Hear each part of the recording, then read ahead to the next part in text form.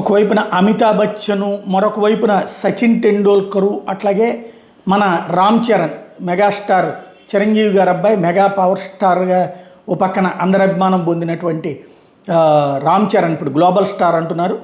వీళ్ళ ముగ్గురు కలిసి మాట్లాడుకున్నారు. అది ఎక్కడో ఏంటో తెలియలేదు కానీ అది వీడియో సోషల్ మీడియాలో పెట్టారు. అది కాస్త అమితాబ్తో రామ్ చరణ్ సరదాగా ముచ్చటించుకుంటుంటాం. ఆ సందర్భంగా రామ్ చరణ్ కీలక సూచనలు చేస్తూ రామ్ చరణ్కి అమితాబ్ చేస్తున్నటువంటి సూచనలు ఇదంతా బాగా వైరల్ అవుతున్నాయి. వాస్తవానికి రామ్ చరణ్ ప్రస్తుతం పెద్ద సినిమా షూటింగ్లో బిజీగా ఉన్నాడు.